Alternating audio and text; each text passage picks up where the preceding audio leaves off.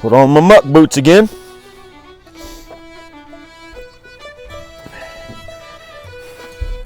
I usually wear the rubber boots in the mornings around the manure, and usually in the mornings it's a little bit wet, so wear them, and then later on in the day I have my leather shoes that I put on. So I come prepared for it all.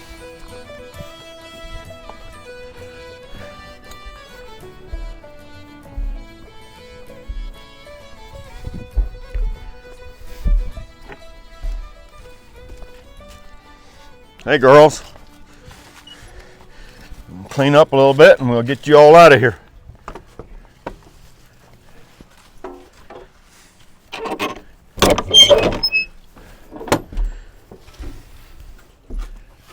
You messed your tail up again rubbing against the back door, huh? You straighten your breeching up. Your harness. There you go. I guess when they ride, they sort of brace themselves against that door, and that messes their tail up a little bit.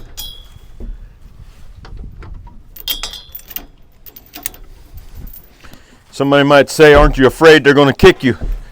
Well, I guess I'm not. At least I'm not acting like I'm afraid of them, and I'm not.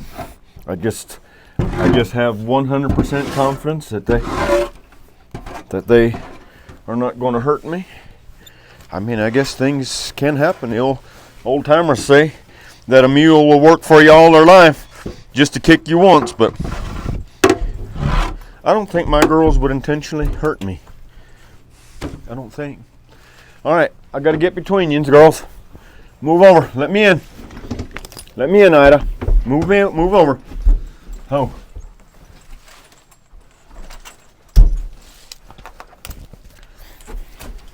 Are you ready to get out?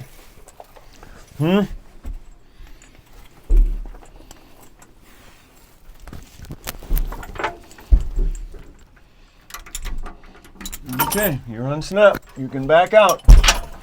Back on out, girls.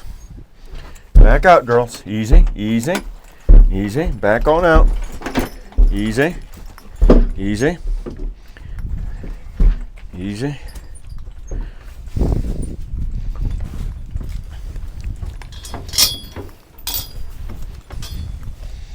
All right, let's go over here and get in your pen. I'll give you some more hay and y'all can be eating while I'm getting everything else ready. Just wait, just wait. She thinks there's still some skimmings left over from yesterday, and she's wanting to get in there and get them if they're available.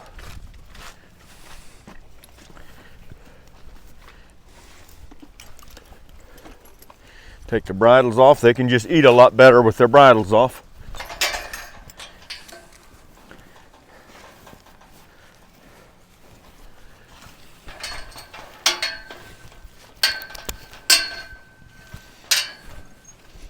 You come over to this side.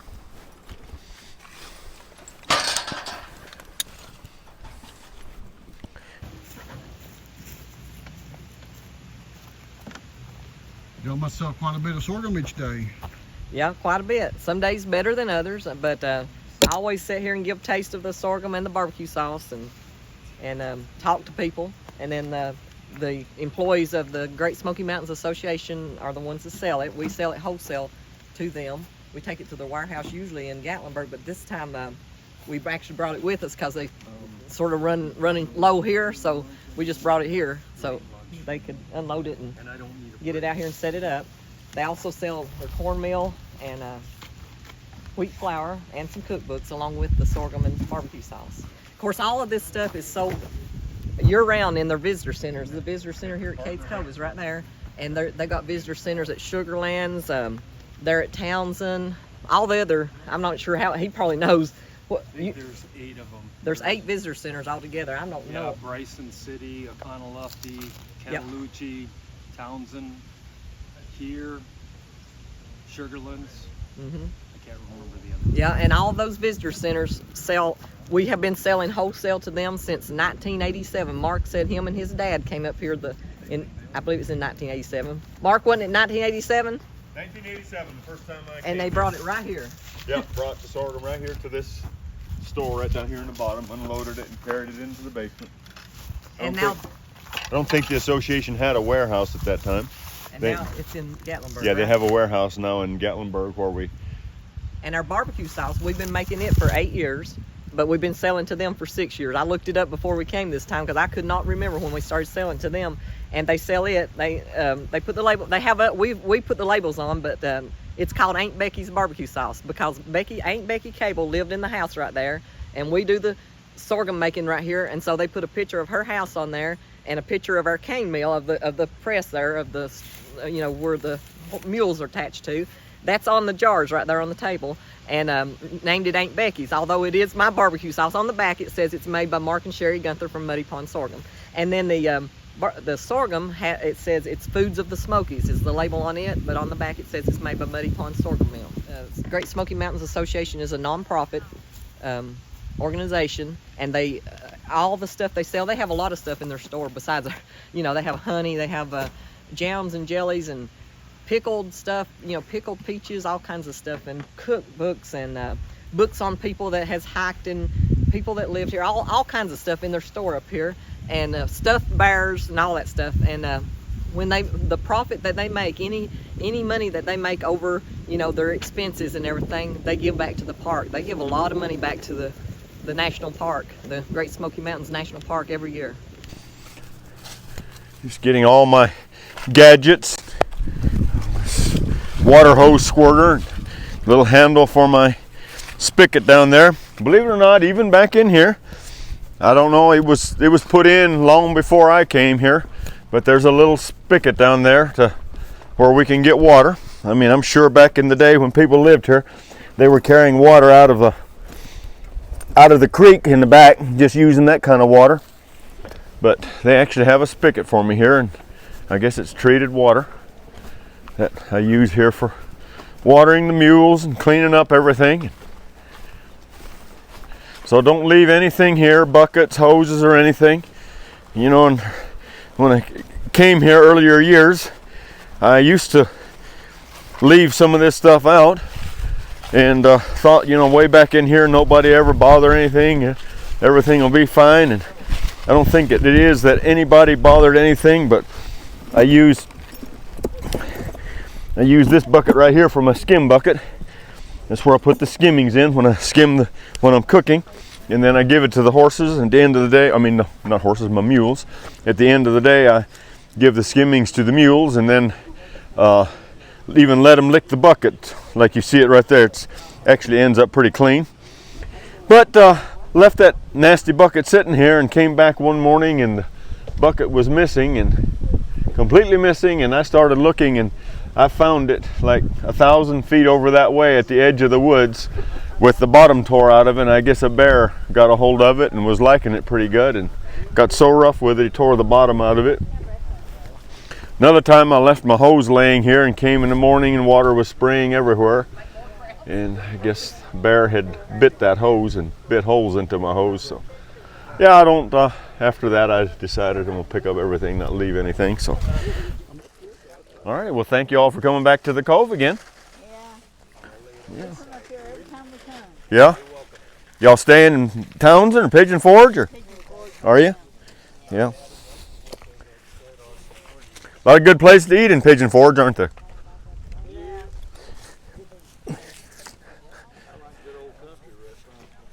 Yeah.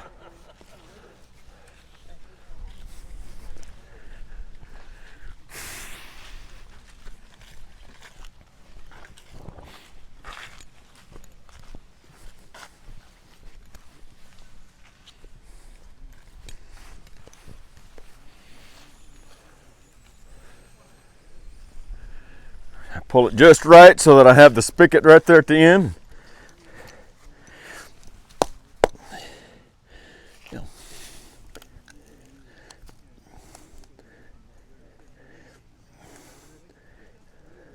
But this little spigot, this is our 23rd year here, and this little spigot has been here the whole time.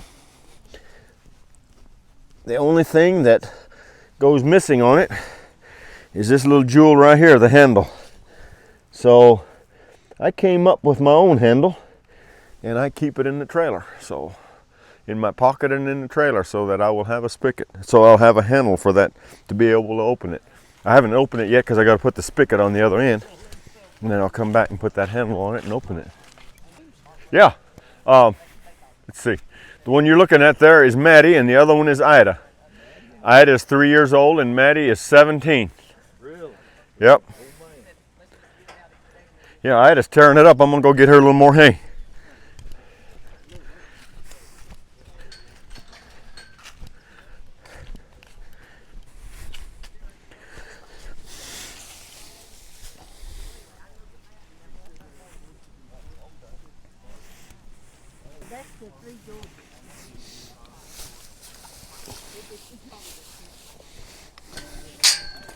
Tear it up, ain't you? I know they're turning your mill for you here. Yes, Right? yes. Do you do any plowing or anything? Well, yeah, I do general farm work with them. Yeah, all kinds of work on the farm with them. Yeah. This is not enough work to get them a good behavior. Right. Yeah, you gotta work them, sweat them hard. Yep. Yeah, that's what makes them docile and well behaved like this. Yeah, my dad used to plow the garden with them. Yeah. I have a riding cultivator, and I put 3 abreast on them. 2 mules and a horse, or 2 horses and a mule. Yeah, I have Belgian horses, and I cultivated. I worked a little over 100 acres with them this year. Really? Yeah. Yep. Now that's working them. That's working them. So, economically, it's really, the time that it takes to actually get your work done with a mule, I can't justify it. But the reason that I can justify it is because of going out to the public and doing this. And, you can't have a mule just out in the pasture and have what I call a pasture ornament and expect that when I bring them out like this that they'll be of good behavior. So, that they have to be they have to be worked, and they have to learn that Papa rules. What Papa says, that goes. I think that's true. Yeah. Don't work that way at home, Mama, does it? No. All they understand is yes. Yeah. All right, I'm gonna keep doing some stuff here. Got my hose almost hooked up, and I'm about ready to get on top of the trailer and get some cane down. Make sure there's not any dirt in there. Sort of nasty looking water in my pan there, but it was cleanup water from yesterday. A little later I will run that out and give that to the mules. That's a little bit sweet from where we scrubbed the pan yesterday and cleaned it out, and they really enjoy that. We'll turn the water on here.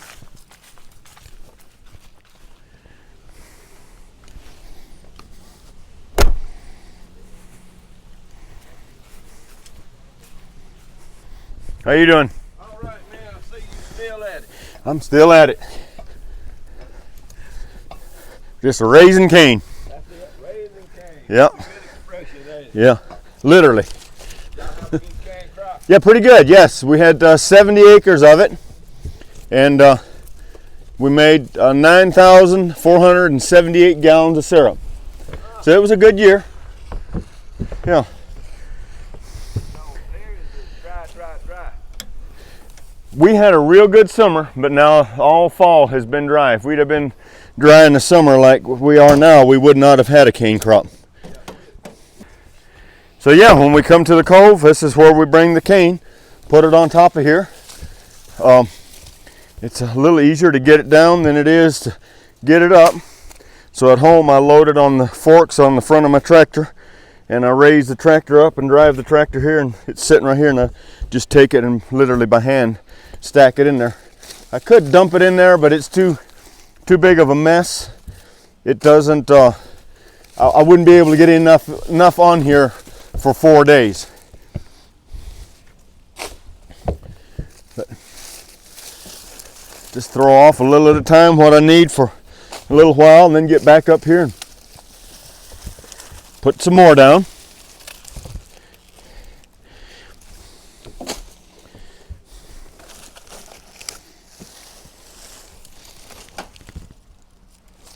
And then right here in front here, y'all can see I got the hay for the mules strapped on. I just leave it up here as I need it. I've still got a little bit down there to feed the mules. And then I'll also take some down there at Pack Stable where we stay. I'll take a bale or two upstairs there as I need it. But right now I'm not needing it, so I'll just leave it strapped on there for the time being. But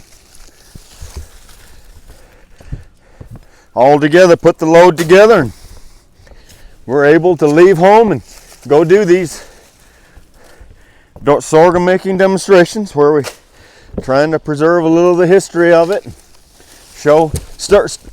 The rewarding thing is to, the older people, they remember it done as a child. The younger have never seen it, and so I think it's a very important thing to do.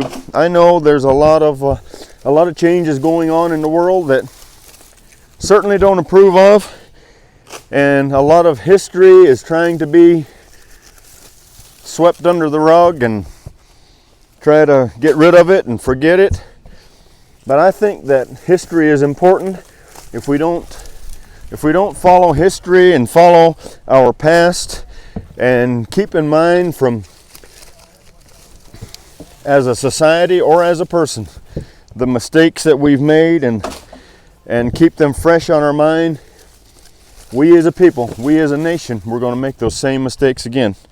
I don't mean it all to be getting political here at all, but I feel like it's just very important to try to preserve a little of that history and show the younger ones where mom and daddy and grandma came from, and what life was like back in the day, and how they had to work to,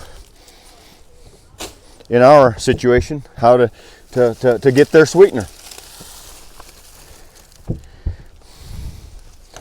Yeah, well, I got a pretty good pile down there. I think I'm going to quit, go on down and carry some over to the mill and get one of the mules out and start working them. Although looking from up here, it looks like they are still pretty intently eating. They are enjoying that hay that I gave them. Part of it still had some skimmings on from yesterday where I had poured the skimmings on it. They really like that. So yeah, all together we can make it work. Yeah, so you can see the top of our trailer here. Actually, on our living part on the front there, we have a air conditioning on it, and then that hood there is over the stove. It came with that satellite dish. We never hooked it up. Seems like we're never in this trailer enough to, even if we had a TV in there, that we really don't have time to watch much of it. We're pretty by the time we get done working a day, we're pretty tired and we're ready to go to bed. And of course, both got smartphones. We can keep up with a little bit what's going on, or especially like Charlotte is doing my chores at home, and Jacob last night, he sent me a message. He went over, and so I have all those cows, 70 mama cows, and then I also raised those calves from them. I still have all of last year's calves. There's 39 in one bunch and 10 in another bunch, and about, 18 in another bunch. Different groups of cattle that I have separated out, but the 18 that are in a bunch, they are young pregnant cows about to calve. 6 of them now have calved, and Jacob sent me a message last night that number 49 had a heifer calf. A heifer is a female calf, and so he went over after school and checked them, and he's real good about it. And Jacob, my oldest grandson, is 16 years old, and he gets out there and puts the ear tags in the calves. So we try to do that just as soon as they're born, put those ear tags in their ears, because once they get a month old, they run too fast. I can't run, or he can't run that fast anymore either, to catch and put that ear tag. And then you get 40, 50, 60 calves in a group, and you don't know who belongs to who. And so we try to put an ear tag in their ear with their mama's number on it, so that we later on in the year, as we work them and we decide which ones we're going to keep for more mama cows, that way we know who belongs to who. So yeah, we use the phones to make that connection back to home, and of course Sherry uses her phone to take care of a lot of the business orders that come in and respond back to people and keep up with a little bit what goes on in the world. Of course, while we're here at Cades Cove, we have almost no signal. At times you can get just a little bit, but most of the time. But I sort of enjoy that, getting away to where it seems like there's so much going on in the world, and these smartphones are everywhere, and everybody keeps up with you, everything you're doing. But here at Cades Cove, a very peaceful place, and we can actually get away from that. So, yeah. Anyway, I've got the cane down. We're going to head on over and carry some cane over and get a mule out and start grinding some of this.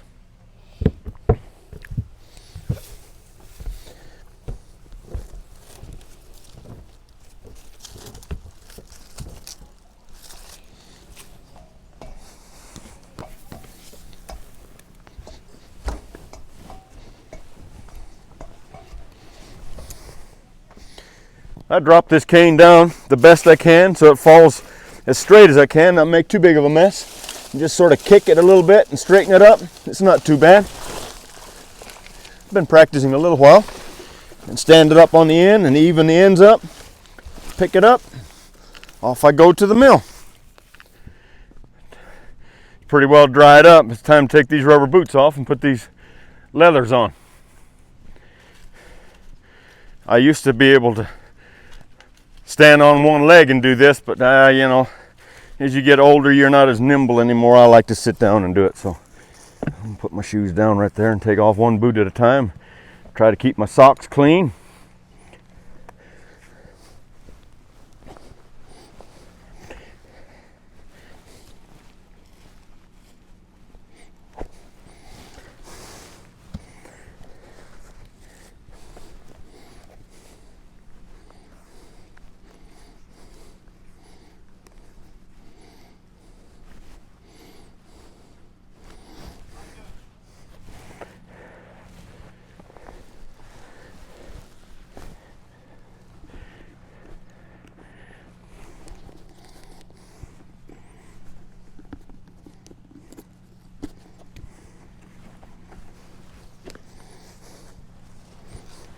All the miles I walk in a day, footwear is pretty important.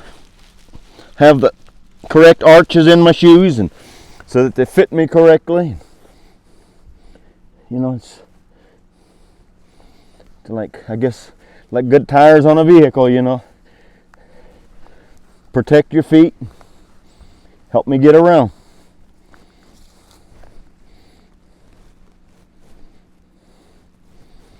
Okay, I'm ready to go hitch up a mule. So in the last video I talked about the pole and showed you the brackets that I had on the trailer, on the side of the trailer there. And you can look over there on the trailer, you see those brackets there. But this is the pole that I haul on that. Of course, this little pole, there's a bolt that goes in right here and a bolt there, and that lead pole all comes apart. And then this pole, This is called the mill lever. That metal piece there, pretty important part about a cane mill, and it's on a tapered shaft, and then this thing is tapered to fit on it, and it actually just lifts right off of it. Pretty easy to take it on. But Sherry and I actually went to the woods and found this tree. It's a hemlock tree, a real unique curve to it. I wasn't sure how I was going to make it work, but it's really a neat tree, and has made a wonderful pole for my cane mills. And so it goes upside down and goes in those metal brackets on the side of that trailer. And yeah, we drive back and forth from home to here, and we've had it to the Florida State Fair for 2 times already, and we're going back now in February from the 8th to the 19th, the Florida State Fair. We're going to be down there, and I'll have this same pole down there. Although there is a cane mill down there, this is a Chattanooga number 12 mill, and I also have a Chattanooga number 12 mill in Florida there at the State Fair.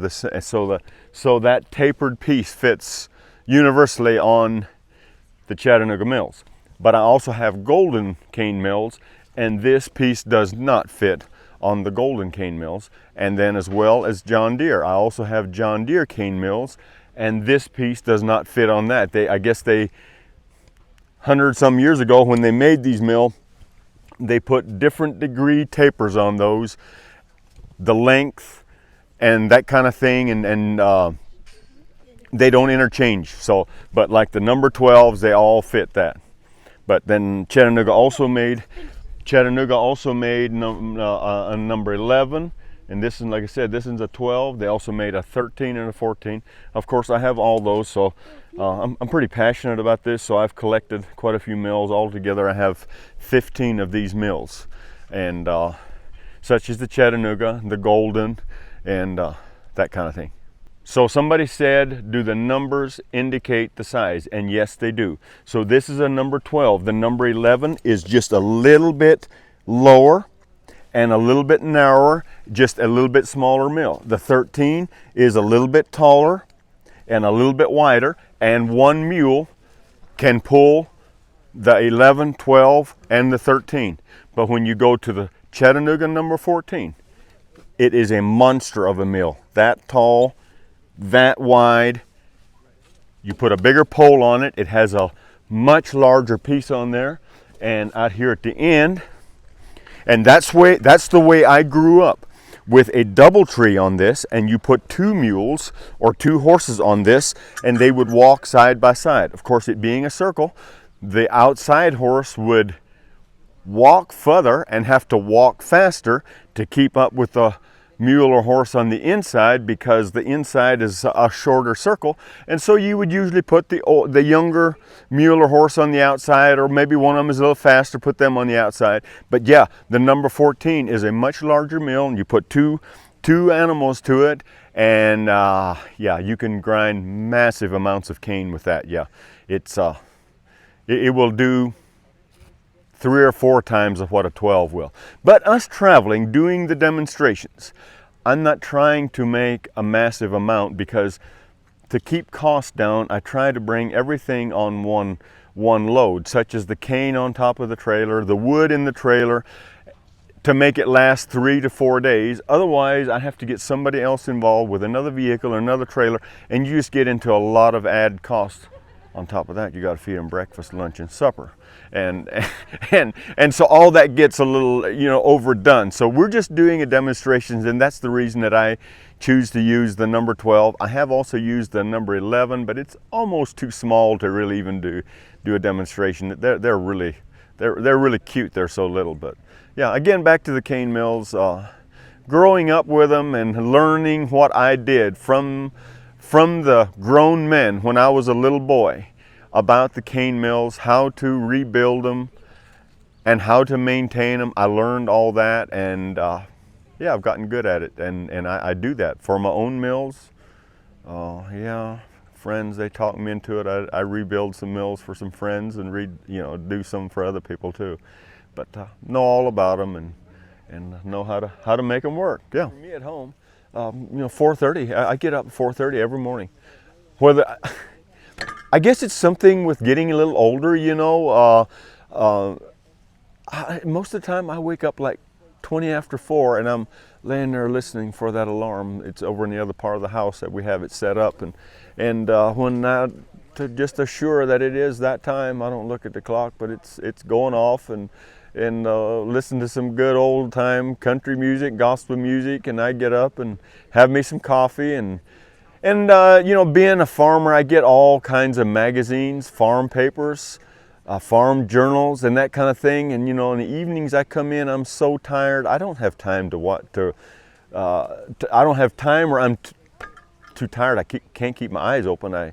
Next thing I do, I'm sitting there at the table looking at something, and my face falls on the table. But I get up in the morning, I'm rested, I can quickly look at some of these magazines, or I think about what I'm going to do today, and like I talked earlier this morning about the plan that we should have in our mind, goals that we set for ourselves for today and tomorrow. What do I need to do? You need to have a picture in your mind of what I need to do, and a plan for it. And so it's easy to overplan and maybe plan for more than you realistically can do for that day, but it's still important to have a plan and do the best of it you can. If you don't get it done, never do today what can be put off to tomorrow. So, hopefully you'll get to do it tomorrow and try it again. But anyway, mornings are a good time for me, and then I'll do that till about 5:30, and then it's time to go out to the barn and care for the animals. I got an hour and a half till 7 o'clock till it's time to go in, and Sherry will be up and have my breakfast ready and go on from there. But yeah, that's sort of the way I do it at home. But that is one of those things, back to the point of, I guess, as you get older, even if it's a short night, you just sort of morning, your body knows morning is coming, and I just wake up and ready to go. But for the most part, I am, I enjoy what I do, and I wake up with excitement and enthusiasm to think about what I'm going to do today.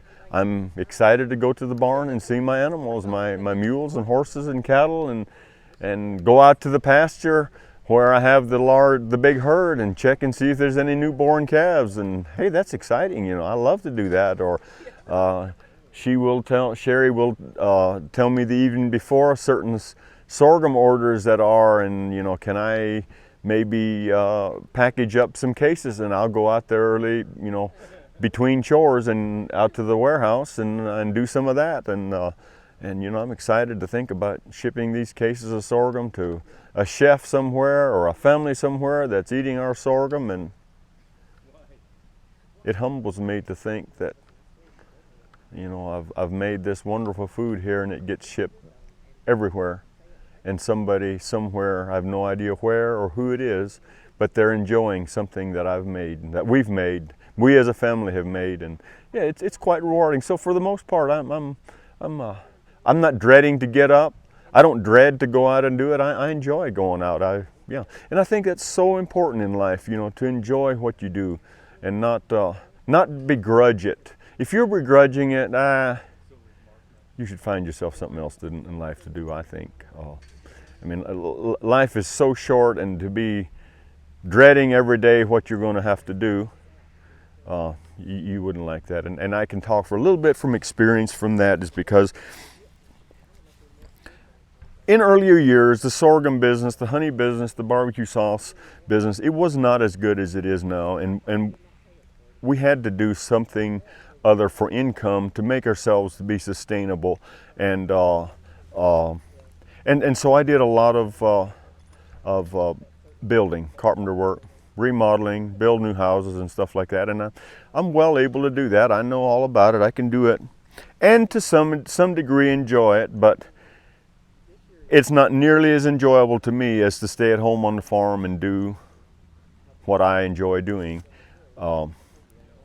To get up and get everything done and take off and go to town and work for 8 or 10 hours, and at the end of the day, all I've done it for is for the dollar, just to survive. And that is for some people, but to me, that's not as rewarding. It's not as fulfilling, and I don't enjoy that nearly as much as I do just staying on the farm and working. And been blessed to have made ourselves a good enough business that we're able to do that and survive at it, and not just survive at it. We have really been blessed. We have done very well. We're by no means are we rich, but we have done well to where we can take care of our monetary needs and enjoy some nice vacations. And yeah, life has been good to us. If stay healthy and all goes well, we'll hope to live a long time yet. And the way I've done it, this stuff can so easily be stolen. And somebody could bring a bolt cutters, but I have the chains around there, and I've got these bolts where I'm bolting it together. And you'd have to have tools to either take that apart, or a chain cutter, or like a bolt cutter to chain it. Otherwise, somebody could come in here and just walk off with a gate. So, just a little bit of safety there.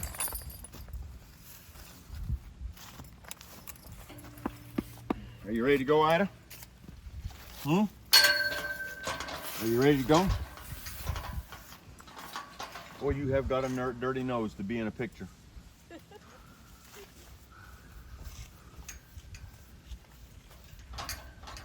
You got that skimmings on your face from yesterday, don't you? Huh? Do we need to do a face washing?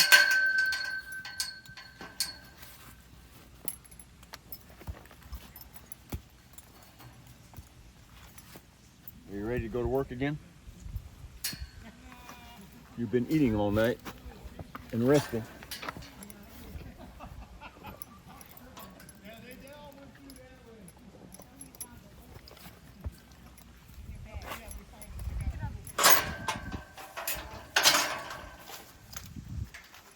All right, Ida, back on out. Back on out. Come on, back on out. Back on out. Back on out. Back on out. Back on out. Slow is good, slow is good. Keep on backing. Keep on backing. Keep on backing. Keep on backing.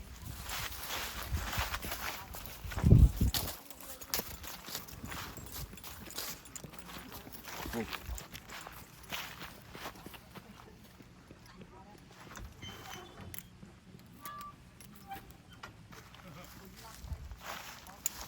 Now you just wait right here for me until I get you hitched up, okay? Who wants to eat it? You want to eat some of those pumice? Go ahead and eat something while I'm hitching you up.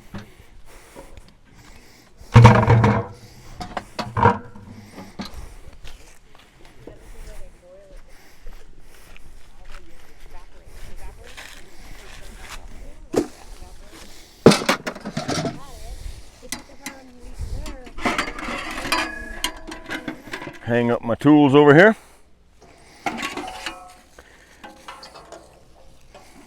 And this is my strainer, and my cleaner, and then our bucket. All right, I got my bucket over there. I'm ready to grind some cane. Docket and Infinity.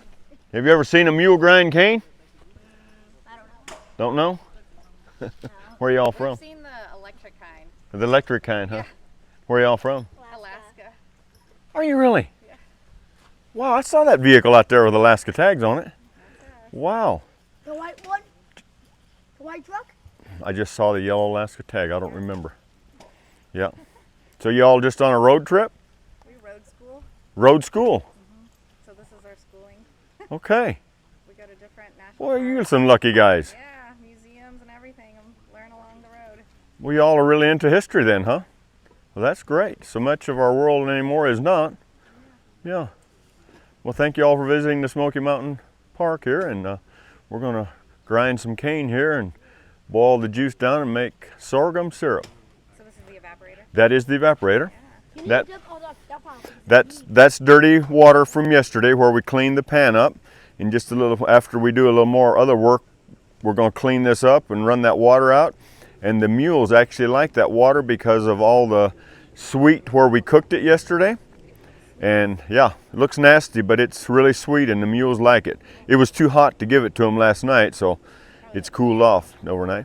But anyway, I wanted to point out that was an original mill that was used when people lived here. And that was very much a way of life here in the Smoky Mountains. And then of course that over there would have been the original cooker where people lived, so yeah. But you got that one. Well, Why do you not use that one? why I don't use that one, because it really is here to show history about what they used when they were here. So my mill there was actually made in 1896, which it's over 100 years old, but that over there is 50 years older than that. As y'all notice, that mill over there only has 2 rollers. This has 3 rollers, and that mill has a wood frame, a wood top and a wood bottom. Why do you think that was? You haven't talked any. Why do you think that was? Look at it. Think about it. They didn't have enough steel to make it all out of steel back in those days. Had plenty of wood. They had to have steel rollers, but they didn't have enough steel and they used wood where they could. And then of course that over there was the cooker there, and they just gathered up rocks, used red clay to build the furnace right out of the river. And then you see the pan there. Of course, it's much larger than what I'm using. And so I want to point out why I'm using the metal stove that I've got here, because, and the reason for that is because I come here just to do a demonstration, sort of what used to be done here. But I can't really physically move the rock and clay furnace, but I can move the metal stove. So I built that little metal stove in my shop at home, and yep, if you touch it, you're going to get black, but that's nothing wrong with that. And yeah, so we're going to use wood and build a fire in there and cook the syrup. Yeah. But it was sorghum making was a very important staple here in the mountains and throughout the region, because we're a little too far north to grow sugar cane here. We plant sorghum cane here with a seed. It takes about 3.5 to 4 months to grow that, and press the juice out of it, and all it does is boils down and makes a thick sweet syrup. Whereas sugar cane is grown in Florida and Louisiana. If y'all ever make it down that far, it's about 800 miles from here, you'll see sugar cane fields, and that is done very similar, of course not with mules. Yeah, we've seen it in Florida. Okay, Yeah. like around Lake Okeechobee and Clewiston area? Yeah. There was some museum we went to. And Oh, they had a okay. whole demonstration. Yep. Where they were cutting it and then bringing it over and doing That- the whole process. That cane is a little bit different than our sorghum cane that's grown here in the mountains, as to the fact, first of all, it takes a whole year to grow it. And then secondly, when it's boiled down, it actually makes a certain percentage of it makes sugar. The sugar is strained off of it, and the syrup left over is called molasses. So panda bears eat sugar. No. Do the Oh. panda bears eat that? That's a mule. But panda bears actually eat that stuff. Oh, that's bamboo. It looks That's bamboo. So this is not bamboo. This is sorghum cane. It's not bamboo. Yeah. And then of course we're a little too far south to make maple syrup here. I don't know if y'all make maple syrup in Alaska or We have birch syrup. birch syrup. Okay. Birch trees. We tap our trees and get Okay. birch syrup. But in the northern states here, lots of maple syrup made, and so this region was caught in between here without sugar cane or maple syrup, and so sorghum syrup became very popular. And so what do you guys think? Do you think that when this country was settled, European and African people came here, do you think that they would have had sugar cane or sorghum cane? What do y'all think? You don't think so? You're right. It was brought here from, encyclopedia says it was brought here from Asia, South Asia and Africa. Wow. Yeah. Far away, yeah. So Mama is going to quiz you all later on about, for some answers of what I've told you here today. So I hope you all have listened, so you'll have some good answers on this lesson that I've given you here today. So I guess you've had enough of that. You want to see that mule go, right? Yes. All right. Here goes the mule.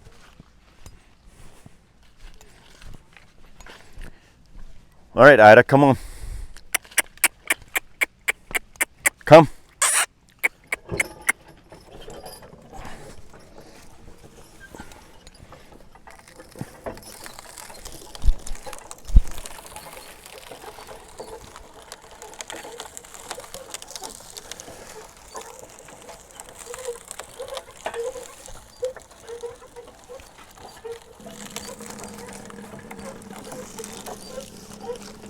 Very nice pile of cane you brought me here, Mr. John. Just go ahead and bring me some more. Yeah, just bring me some more. Now, y'all surprised that there's that much juice in it?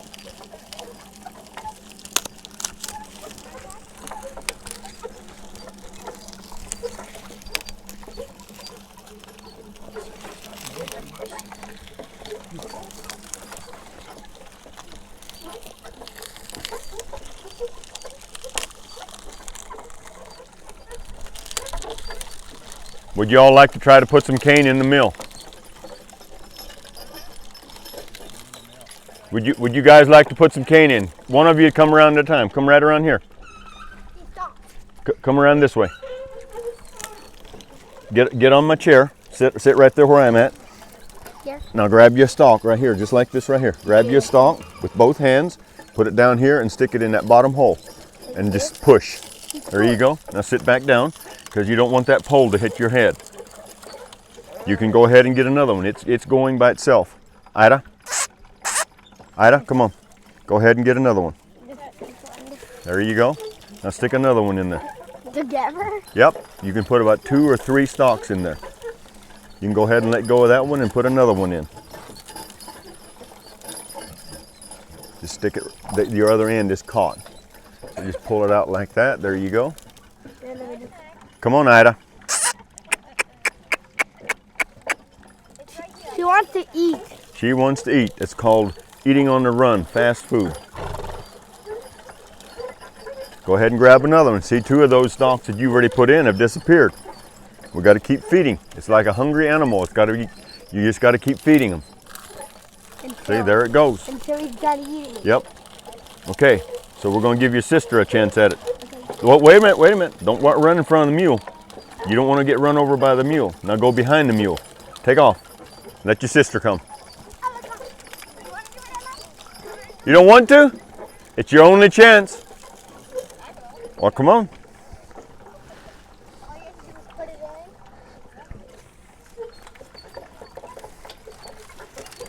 So be sure and get down on the chair and don't let the pole get you on your head. All right. So just grab a stalk and put it in the bottom hole. This little one right here. Yep. Now get the second one. That one's gone. Get another one. You don't have to hold them. After they're started, you don't have to hold them. You have to push a little bit. Yep. No, it doesn't want to do.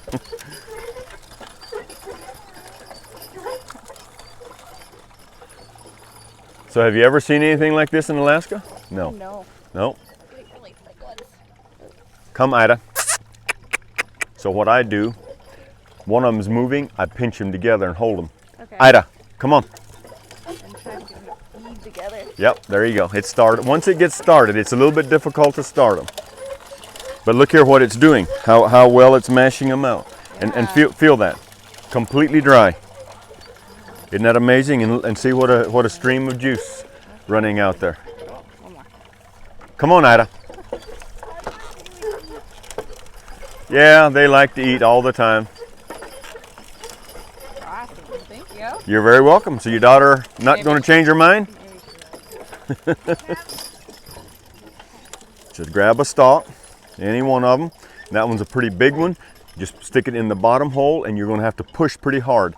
Ida, to get it started. And I'll probably have to help you because it really pushes hard. So it's started now, you can let go. You need to sit on a chair. The pole's going to get your head. Oh, yep.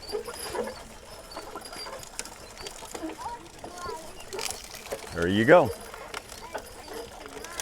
Trying to stay away from the big ones, aren't you? Yeah. Go ahead and get a smaller one. They start a little bit easier.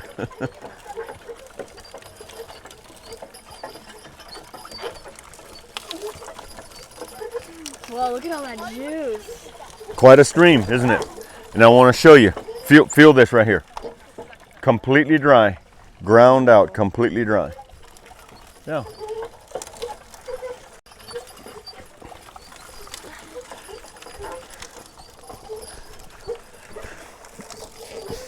All right, guys, come here. Both of you. You're welcome. Come. Follow me over here.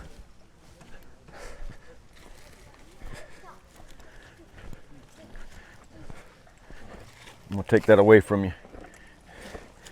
Hold that up to her mouth. That is the seed head. Every one of those cane stalks has a seed head on it. You can just let go. Once she's got it, just let go. And that seed is what we use to plant more cane next year after it warms up again. So now you're going to get a chance. That's cool. You want it? She's still chewing on that other one. It'll be just a second and she'll get it. The other horse is whining.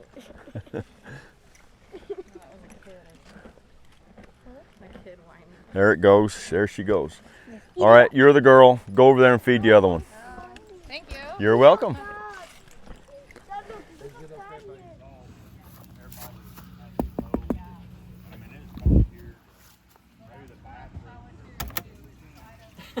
I hear you're cooking some bacon. Yeah, I've got it in here cooked frying right now. It's a little bit dark in here. I wish I could turn on the other light.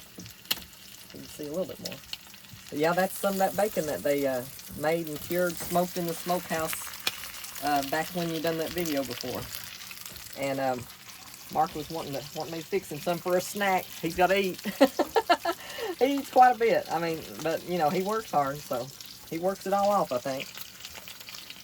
But yeah, that's that bacon.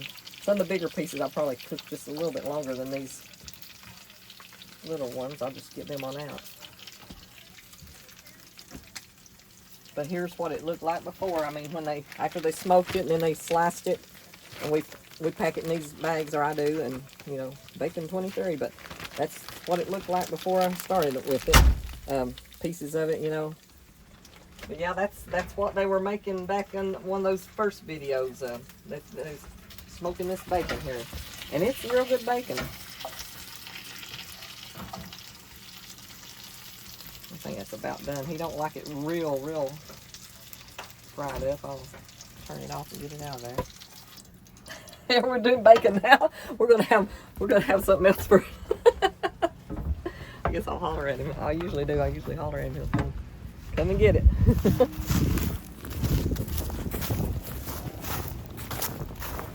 Hey, Mark. Oh, he's taking pictures. I think he's taking pictures of somebody. Here he is. He's right here talking to people. Ready. Okay, where do you want to do it? Why don't we do it right over here? Okay. Alrighty, well, thank you. Thank you. We're working on one right now. Look at that. Me and you in it right here, right now. Where are you from? Anders, South Carolina. Anders, South Carolina. Yep. Yeah. Going right there at Myrtle Beach. Okay, so that's quite a day's drive, huh? Yep. Yeah. And you came here because you come to the Smoky Mountains, or because of the YouTube video? We come quite often. Quite often. This makes like the 5th time this year. Okay. And Smoky Mountains is a beautiful place, isn't Yes, it? sir. Yeah. Well, thanks for coming again. Yes, sir. You care if he includes that in the video? That's good with me. Okay. Thank you. Because I watch it. Okay. All right. I love the country store. This is good. Yeah, this is good. Can you eat it just like that, or you yes. want something else? Yeah, this is good. Well, maybe we should have forks. Okay. Yeah, and I want to get John. John, can you come get your chair? And I'm going to get my chair and like to sit right there by the pan. And Maybe you yeah. can. So we're here at Cage Cove doing a sorghum making demonstration, and Jet and I and my wife Sherry here behind us. You need to explain his name to everybody. Yeah, too. well, the reason his name is Jet is so many other people were named John, and that worked at Dollywood. And they started calling him by the first initials of his his name, and that was John E. Thomas. John E. Thomas, yes. Yep. And so we call him Jet, so not to get all the Johns confused. But anyway, right now Sherry has made us a little snack. This is actually the cured bacon that we did way back in March when we were doing the hog killing episodes. And so it's mid-forenoon here. We've been grinding cane and working here, and Sherry went in and fried us some of this bacon that we cured way back. And so Should have brought you a knife. yeah, let me get my pocket knife out. It's good for something, right? Yeah. Poor pocket knife. You broke the tip off. This pocket knife gets used for everything. Yeah, there you go. So I'm telling you what, John, this bacon is good enough to just finger it. Okay. There you go, my good friend.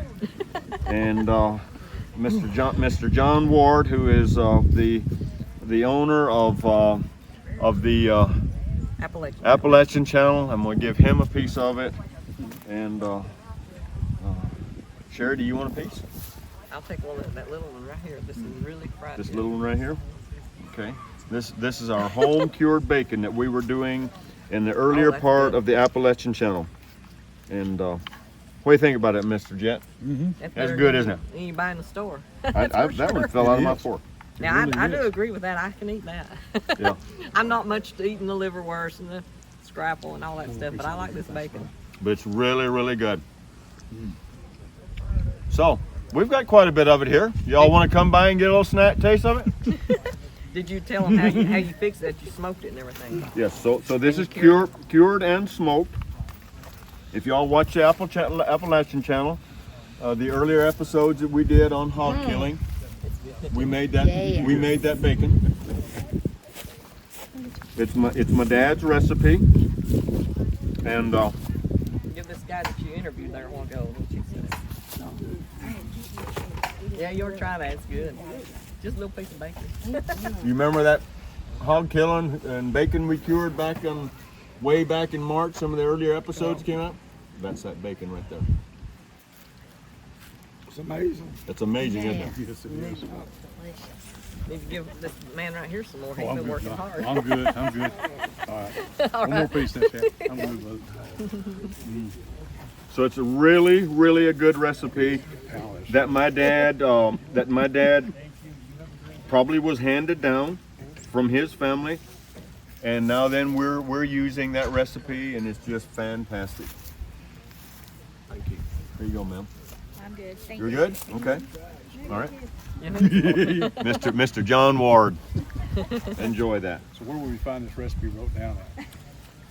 Well, it's on YouTube, or really, I think I got most of it in my mind. Yeah. well, and I don't think it's written down anywhere yet, but you probably need to put it down. Oh, we have it written down. Yeah. I know. Yeah, we do. So, Mr. John,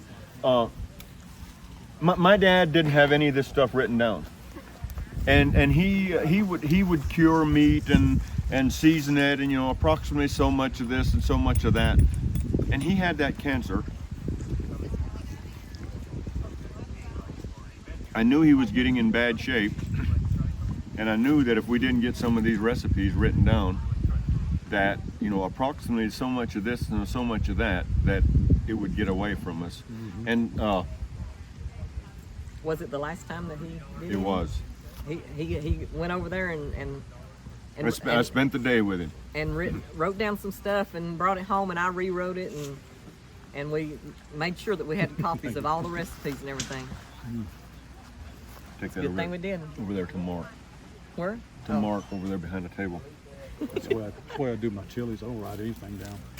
Anyway, so we got it written down, and it has really made a good recipe. Yeah. So this right here has a little bit more meat on there. Try this. He's okay without it. He's okay without it? I'm Okay. eating it. So it has a smoky taste, a little bit of a salty taste, and a little bit of a sweet taste. Just really, really good bacon. I guess what this John right here was saying was, do you have the recipe where somebody else can make it? Yeah. I mean, we're not hiding anything. No, it's available. Yeah. You can watch that YouTube video on the Appalachian channel. You think you had it on there? Well, I told everything about how I did it, and Okay. yeah. Okay.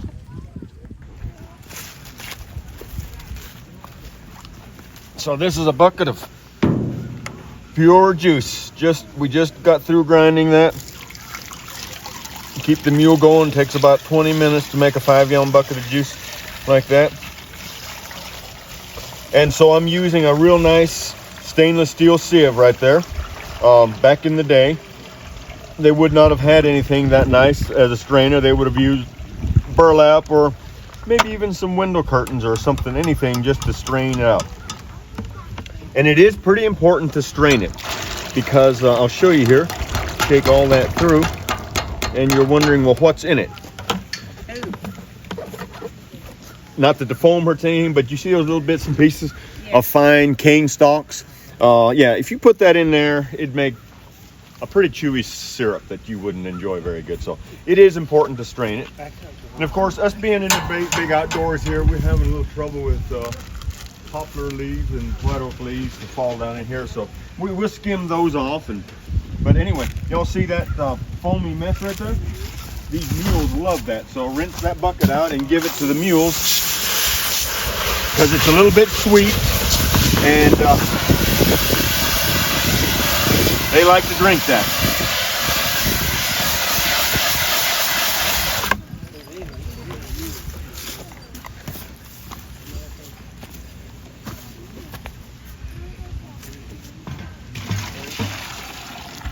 Here you go, Maddie. Okay.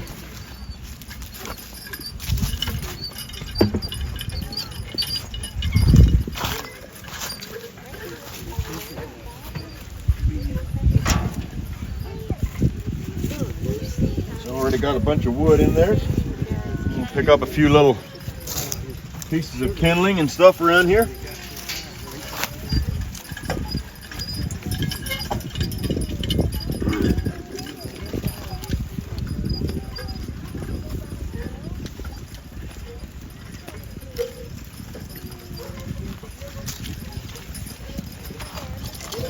Like that. Now then, I know this fire stick and this little diesel fuel is not very old-fashioned, but it does a pretty good job starting a fire. Back in the day, I guess they would have rubbed sticks together or flint or something to start a fire, but yeah, see, some of these modern things are just pretty nice. A lot of modern things are nice. We are trying to preserve history here a bit. Try to do things somewhat the old-fashioned way. Maybe I'll get this fire started with a little more old-fashioned at some point. But anyway, we're going to let that get going. It'll take a little while till it gets burning. So we've now got the first 5 gallons of juice in that pan, and Mr. John there is grinding again. And we're going to add a second and a third bucket of juice to this. And the reason for that, a 5-gallon bucket of juice will reduce down and make 2 quarts of syrup, a half a gallon. Well, 2 quarts of syrup in that pan, I don't even have enough to cover the bottom. Impossibly finish it without scorching it. So 3 buckets of juice, 15 gallons of juice will reduce down and make about 6 quarts of syrup. And that's about the minimum that I can finish off a batch, just to keep the surface covered. And so it'll take us about 2.5 hours to do 15 gallons of juice and make 6 quarts of syrup. Yeah. And so y'all see the original mill back there in the field. That